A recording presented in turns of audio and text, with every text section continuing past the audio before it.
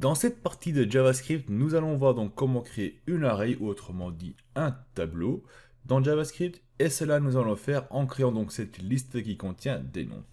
L'objectif de la liste, ce sera quoi? Pour l'instant, elle ne fonctionne pas, on va la faire fonctionner ensemble, mais le but c'est de venir ici donc indiquer un nom. Quand on clique sur Add, il faut que le nom s'ajoute donc à la liste ci-dessous. Et bien sûr, quand on a envie de retirer un nom de notre liste, on va cliquer sur la croix. Et à ce moment-là, il faut qu'elle disparaisse de la liste. Voilà ce qu'on va donc réaliser dans cette partie. Je suis Anthony de rien. Allez, c'est parti.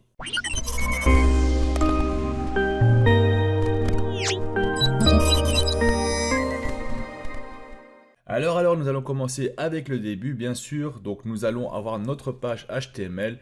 Comme vous le savez désormais, je ne vais pas créer la page HTML avec vous. On va seulement s'occuper de la partie JavaScript.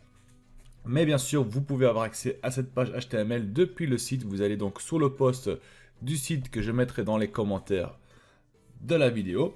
Et là, vous allez donc retrouver dans le post même du site, vous allez retrouver donc le HTML complètement. Tout ce que vous allez faire, c'est le copier, le coller dans votre page HTML. Et ainsi, vous aurez normalement le même layout que moi ici. Alors, qu'est-ce qu'elle a ou qu'est-ce qu'elle contient notre page HTML? Tout simplement, donc on va intégrer Bootstrap dedans. Type normal, ce qu'on va faire. On a ici, Ceci va nous permettre de créer donc cette liste d'entrée où l'utilisateur va pouvoir placer un nom dedans avec le bouton Add. Le bouton Add, on lui a déjà donné donc une fonction JavaScript qu'on va programmer par la suite qui s'appelle tout simplement Add Users Info. Puis on va avoir une liste en bas, la liste qu'on va donc faire afficher plus tard dans le display. Et donc la liste contient quoi? Tout simplement un élément de liste qui a donc un texte dedans, donc un paragraphe, et un bouton qu'on va donc pousser complètement à la droite avec le float right de JavaScript, de Bootstrap, pardon. Et donc voilà ce quoi va ressembler donc notre template HTML. Alors, vu que tout ceci, on va l'automatiser, parce que le but de JavaScript, c'est d'automatiser tout cela. Donc, quand je clique, je veux qu'il s'ajoute dedans. Quand je clique sur le bouton rouge ici, je veux qu'il s'efface. Donc, tous ces éléments, on va pouvoir les enlever, vu qu'on va les créer par nous-mêmes donc dans JavaScript. On va sauvegarder, et il ne va plus rester ceci de notre liste. Donc, ça veut dire plus rien. Alors, pas oublier, on va ajouter tout en bas de notre page, donc on parle de notre body dans HTML, on va ajouter donc le code JS qui est tout simplement notre code JavaScript qu'on va donc programmer qui est lié à ce document HTML. Alors avant de commencer donc une array ou un tableau, qu'est-ce que c'est? Eh bien c'est simplement une variable qui va placer des valeurs dans un emplacement. C'est-à-dire on va créer une variable qui va contenir plusieurs emplacements dedans. Et on va donc dire, tiens, tu sais quoi, prends-moi une valeur et place-moi dans l'emplacement 0, dans l'emplacement 1, l'emplacement 2, et ainsi de suite de notre array. D'ailleurs, je vais vous le montrer ici. On va donc créer tout simplement une array. On va faire un let, et on va le nommer words, est égal à, on va mettre entre brackets comme ça, et ceci est une array. Donc là, si je sauvegarde, on a créé une array. Alors, si je veux alimenter une array, tout simplement, je viens ici, donc je fais words, je indique l'index de l'array. Donc l'index, ça veut dire l'emplacement, ce qu'on veut le placer. Le premier emplacement dans une array ou dans un tableau est toujours l'index 0. Puis on a le 1, 2, 3, 4 et ainsi de suite. Donc on peut faire word est égal à Daniel. Et on va faire un word emplacement 1 est égal à new name. Voilà, on va faire ça comme ça. Et on va le faire afficher dans la console. Donc on va faire un console log. Et on va donc afficher simplement ce qui se trouve dans notre array. On va sauvegarder. On va venir ici pour inspecter. On va dans la console. Et là on a une array. Donc automatiquement, donc en créant ceci, JavaScript sait qu'on a créé une array. Il l'affiche ici. Non, regarde, on a créé une array ici. Je vais l'ouvrir. Et on a donc nos deux noms à leur position. Donc position 0, Daniel. Position 1, on a donc new name. On a aussi quelques informations supplémentaires qui nous dit que la taille de notre array est de 2.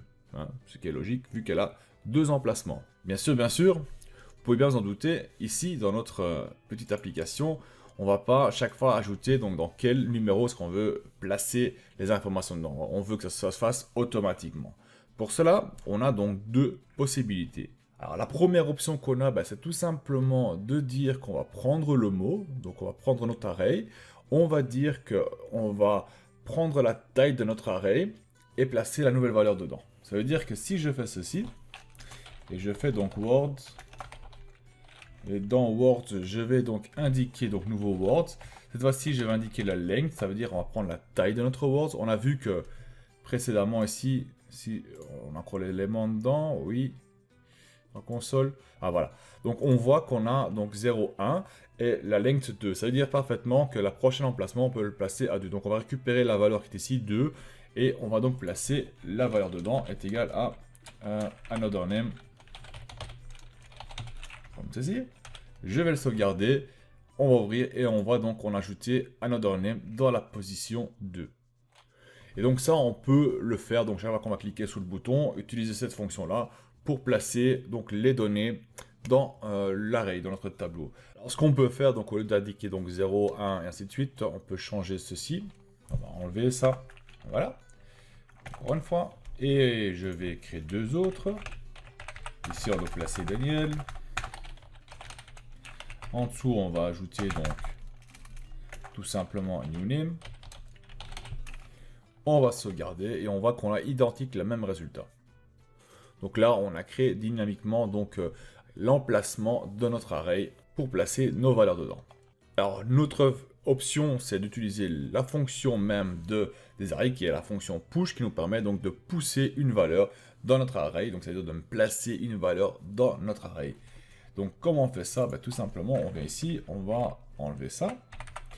On va donc utiliser la fonction push, et la fonction push, qu'est-ce qu'elle va avoir? Elle va avoir comme argument le nom. Et ça, on va faire la même chose pour ceux en bas. Ça, on va les effacer. Donc, new name. Et on a ici, bien sûr, another name. On sauvegarde et on obtient identique le même résultat, mais avec la fonction d'une array, donc une fonction push de l'array. C'est ce qu'on va utiliser dans l'exemple qu'on va faire. Donc, qu'est-ce qu'on va faire désormais? On va effacer ceci, on va garder le Word, c'est pas grave, on va utiliser ça. On va récupérer donc la valeur qui se trouve ici, et on va la stocker dans notre array. C'est tout ce qu'on va faire, ça va être tout simple, vous allez voir. On va venir ici, on va créer donc une fonction. La fonction, on va l'appeler donc add user info. Comme ceci. D'ailleurs, c'est la fonction qui va être appelée avec le bouton ici. Donc, on a un bouton qui est ici, donc add user info. Donc, en cliquant sur le bouton, donc le bouton add ici, on va faire appel donc à la fonction. Et la fonction va faire quoi? Elle va récupérer les données qui se trouvent dans notre inbox, donc notre input ici. L'input a aussi un ID qu'on va récupérer. Si je le trouve, bien sûr, donc user input, je vais copier. Et donc, qu'est-ce qu'on va faire? On va tout simplement créer donc une variable qui va être let user add est égal à document get element by id. L'id, tout simplement, comme on avait vu, c'était le user input, ce qu'on a copié, et on va récupérer la valeur, la value. Une fois qu'on a cette valeur-là, tout simplement, on va donc l'ajouter à notre tableau, à notre array ici, mais on va vérifier s'il n'est pas vide, car s'il est vide, ça ne m'intéresse pas d'ajouter une nouvelle ligne ou une nouvelle entrée dans mon tableau. Je ne veux pas qu'il soit dedans. Donc on va mettre une condition if user add n'est pas égal à rien. Donc ça veut dire que s'il n'est pas vide, on va tout simplement donc faire words.push, comme on l'avait vu, et là le user add. Et on va faire appel à une autre méthode, une autre fonction qui va nous permettre donc de faire afficher le tout. Une fonction qu'on va déjà indiquer dedans et qu'on va donc créer. Donc user info. Voilà, c'est une fonction qu'on va créer. Elle n'existe pas encore, mais on va la créer. Et maintenant, on peut voir ce qui se passe. Donc on va faire un console.log et on va donc words et on va pouvoir voir ce qui se passe. Donc je vais sauvegarder, on va dans inspecter, console. Et on va ajouter des noms, donc je vais faire Daniel. Ah, il y a un souci. Bah oui, je peux pas le faire ça. Je fais appel à une fonction qui n'existe pas. Hop, sauvegarder, on recommence, pas grave. Donc Daniel, add.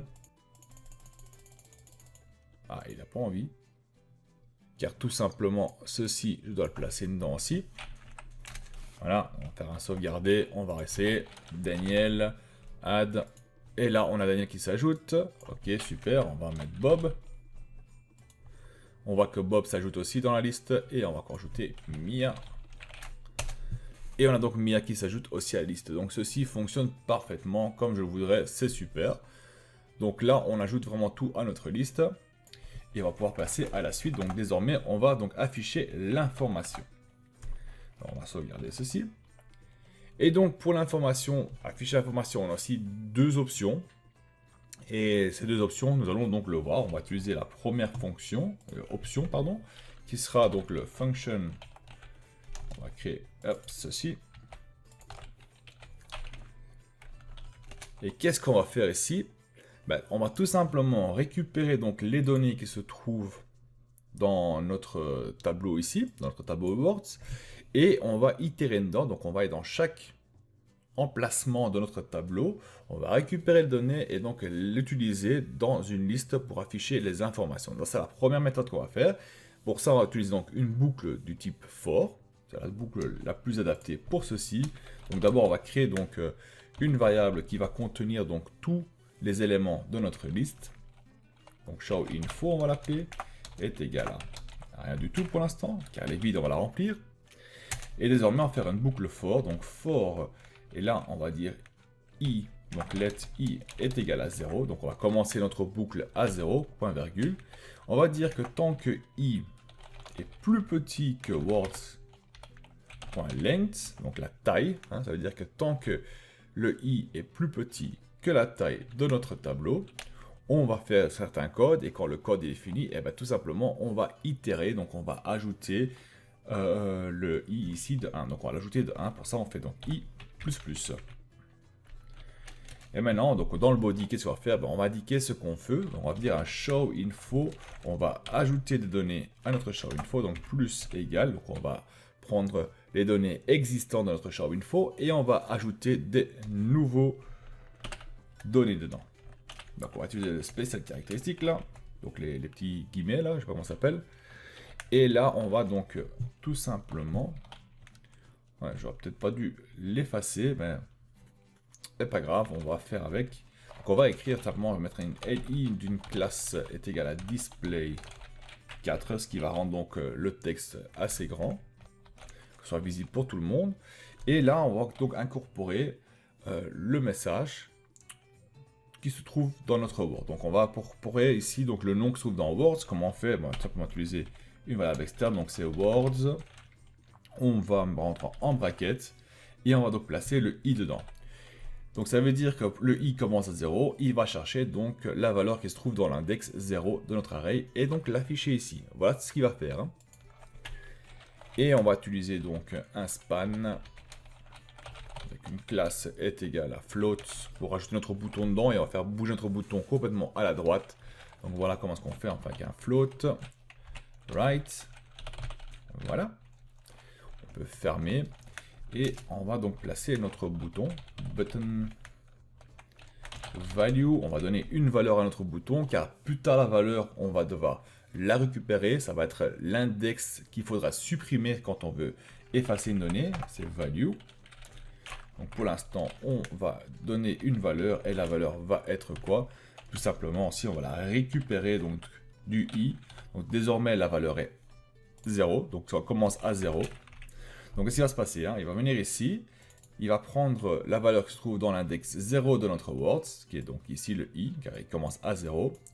Puis, il va créer un bouton qui va avoir la valeur 0 dedans. Et plus tard, quand on va cliquer sur effacer donc le nom de notre liste, il va récupérer la valeur qui est ici, qui est 0. Il va aller dans notre array et va dire, ok, à l'emplacement 0, il faut que j'efface ce qu'il y a dedans. Il faut plutôt que j'efface l'emplacement 0 de ma liste. Mais ça, on en revient plus tard. Alors, on va mettre un événement, donc on clique. On veut qui va lancer donc pour effacer, on va nommer cela donc remove name. Et on va mettre le tis qui va reprendre donc la valeur qui se trouve ici dedans. Voilà ce qu'on va faire. On va me donner une classe aussi, vu qu'on utilise Bootstrap, donc pourquoi pas. Donc c'est btn pour créer un bouton. Puis ça va être btn danger pour mettre le bouton en rouge. Je crois que c'est plus qu'assez. On va mettre une valeur dedans, c'est X. Donc c'est ce qui va être affiché. Le bouton va avoir le texte X dedans pour dire effacer. On va fermer notre bouton. Le button, on ferme. Et on va fermer aussi notre span. Et notre paragraphe qui contient le tout normalement. Est-ce que j'ai oublié de créer ceci? Bien sûr, j'ai oublié de créer le paragraphe. J'ai oublié. Donc ceci, en fait, c'est un paragraphe. Pas que j'oublie ça. Voilà. Un paragraphe. Et notre paragraphe, on va devoir le placer donc dans un élément de liste. Et l'élément de liste, on va le créer maintenant. Je vais faire ceci, faire reculer un peu. Voilà. Donc on va créer notre élément de liste. LI. Tiens, pourquoi il me fait ça? LI, voilà. LI classe, on va mettre une liste groupe. Ainsi, ça se met proprement. Item. Et on va donner une margine en haut, en bas, à gauche, à droite de 1. On va fermer ceci. Pas oublier de fermer notre liste element. Hop là, liste fermée. Et donc voilà, ceci va donc nous permettre d'afficher les données qui se trouvent dans notre array ici à l'écran. Bien sûr, on l'a seulement placé. Maintenant, il faut faire en sorte que ça s'affiche vraiment. Donc pour ça, on va sortir notre boucle for. On va descendre un peu. Et on va tout simplement utiliser donc un document get element by id qui sera donc le display. Display qui contient donc nos éléments de la liste. Inner HTML est égal à showInfo. On ferme cela. On va sauvegarder, on va essayer. Donc désormais, normalement, si je mets un nom dedans, il devrait s'afficher en dessous. Hop, ben non, il ne s'affiche pas du tout. Alors, pas du tout. On va devoir voir pourquoi. Par contre, il a mis le bouton, c'est super. Et il m'affiche tout ce que je ne veux pas qu'il fasse. Ah, super. Alors, voyons voir. Pourquoi est-ce qu'il fait cela? Alors, voyons voir pourquoi il ne l'affiche pas. Donc le P, parce que le bouton s'affiche, donc ça veut dire qu'il y a des noms dans la liste. Attends, bah oui, voilà, je pense savoir. Ici, il manque ceci, les guillemets. Je sauvegarde, on va rester. Donc, Daniel, add, ah super, voilà, il s'affiche. On a Bob qui s'affiche super. On voit que ça marche super bien. Mia, par contre, si je mets rien dedans, on voit qu'il ne fait rien dedans non plus. Par contre, quelque chose qui me dérange, c'est quand je fais ajouter, le nom reste dedans. J'aimerais bien le vider car on peut, comme on l'avait vu, rester cliquer dessus et c'est pas vraiment le but. Donc, on va faire ceci. On va faire donc document.get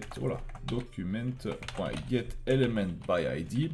On va récupérer tout simplement les éléments, donc user input. On va faire inner HTML est égal à rien du tout. On peut même mettre un nul, null. On sauvegarde. En fait, Daniel. Ah non, ça n'a pas fonctionné. Alors, on fait simplement value. Sauvegarde, Daniel. Add. Daniel est parti. Ici, tout est vide. Je ne peux plus rien ajouter dedans. C'est super, c'est ce qu'on recherche à faire. Et donc, comme mentionné, ceci, c'est la première méthode, donc la première option. En utilisant la boucle for. Il y a une autre méthode qu'on peut utiliser, et c'est celle qu'on va utiliser le plus quand on va travailler donc avec des arrays, surtout plus tard avec des classes, c'est qu'on va pas faire un for, mais on va utiliser donc une autre façon de travailler qui est tout simplement le for each. Alors le for each, comment ça marche? Le principe c'est le même, donc ce que je vais faire, je vais faire quoi? Je vais copier ceci. Car ça, on va l'utiliser, donc je vais le copier. Ceci, je vais pouvoir l'effacer désormais, vu que je l'ai copié. Et on va tout simplement donc utiliser un for each. Un for each, c'est comment? Donc ça veut dire qu'on va prendre les valeurs qui sont dedans ici, donc les valeurs de notre liste, de notre tableau, et on va itérer dedans. On va dire avec un for each, on va dire pour chaque élément dans notre tableau words, je veux que tu fasses ceci.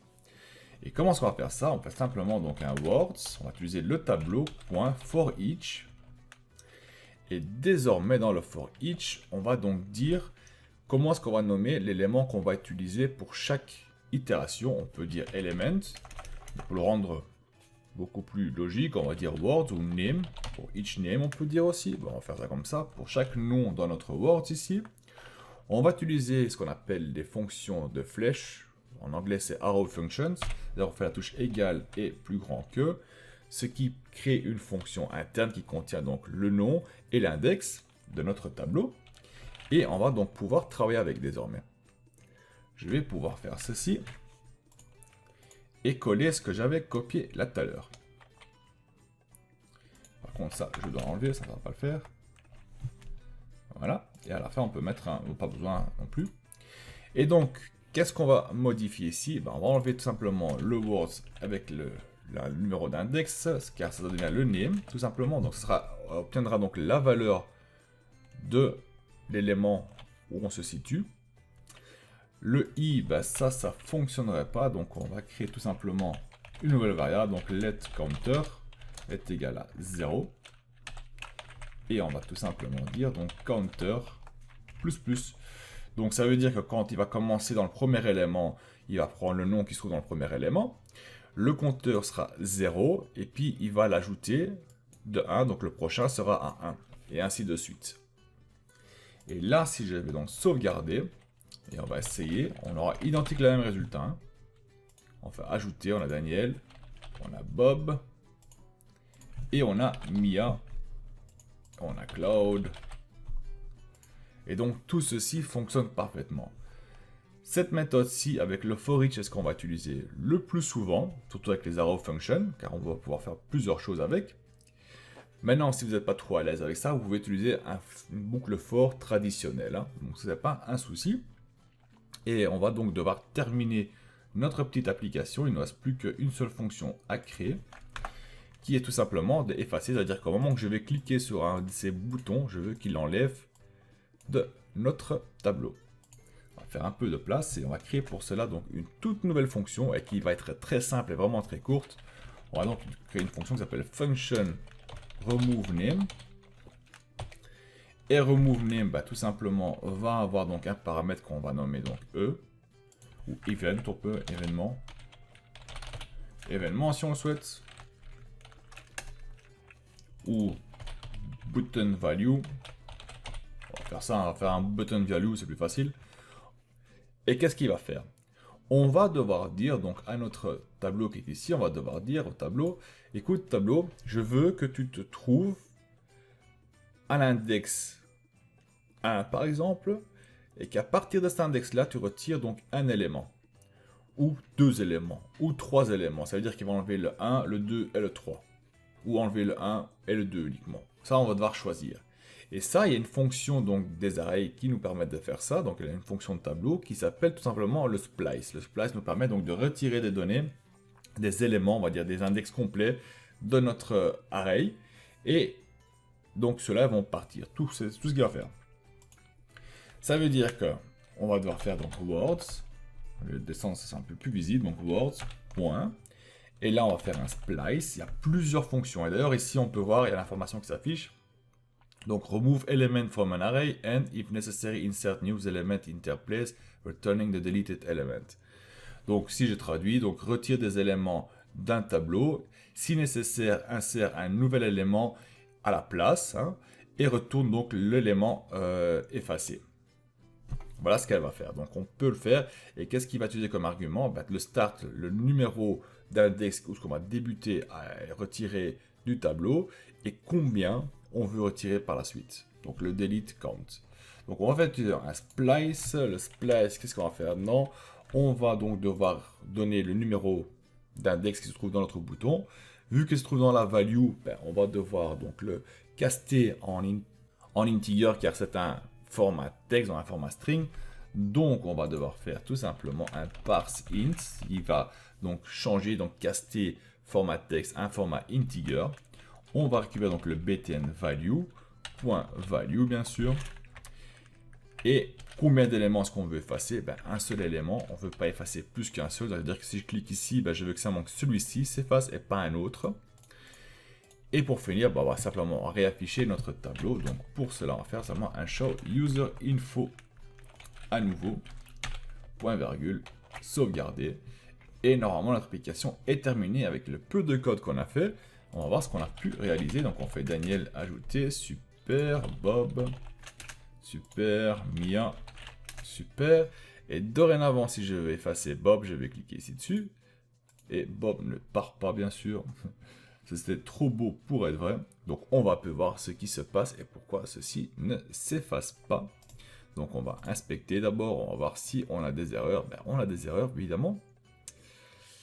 Alors on clique button HTML. Ok, il y a un problème ici. Remove name. Comment je l'ai... Ah ben voilà, ici on peut le voir. Donc il trouve pas la fonction remove name. Donc il dit qu'elle n'est pas définie. Ben, tout simplement ici je l'ai mal écrit. Donc c'est remove. Tout simplement on va faire ça, copier. Un seul mot, c'est la même chose. Et on va pouvoir réessayer. Donc tout simplement Daniel. On va ajouter Bob. On va ajouter Mia. On va supprimer Bob. Et Bob n'est toujours pas parti. De nouveau pas. Bob n'a pas envie de partir. Bob a envie de rester. Alors, show info is not defined. Ben, c'est étrange. Parce qu'elle existe. Hein. Ah ben non, je l'ai nommé show user info. Aïe aïe aïe aïe aïe aïe aïe. Voilà, sauvegarder. On va réessayer à nouveau. Cette fois-ci, c'est la bonne. Je le sens. Je la sens bien, celle-là. Mia, ajouter, effacer Bob. Bob a disparu. Voilà, c'est super. Tout fonctionne comme il faut. On a su effacer donc Bob de notre liste des noms. Bob, désolé, tu as dû partir. Et là, on peut voir, on peut donc tout effacer sans aucun problème. Tout ceci fonctionne. Voilà, donc nous avons vu comment fonctionnent les tableaux dans JavaScript en créant donc une array, puis en ajoutant les éléments à notre tableau, avec la fonction poche de l'array bien sûr. Puis nous avons vu comment parcourir notre tableau avec une boucle for et une boucle for each. Et puis pour finir, nous avons tout simplement supprimé des éléments avec la fonction d'array slice. J'espère que cela vous a plu car désormais nous allons pouvoir faire pas mal de choses avec JavaScript, surtout avec les classes qu'on va voir dans une prochaine vidéo, car dans la prochaine vidéo, nous allons voir comment fonctionnent les classes. D'ici là, je vous souhaite bon amusement avec ceci et à la prochaine. Salut tout le monde!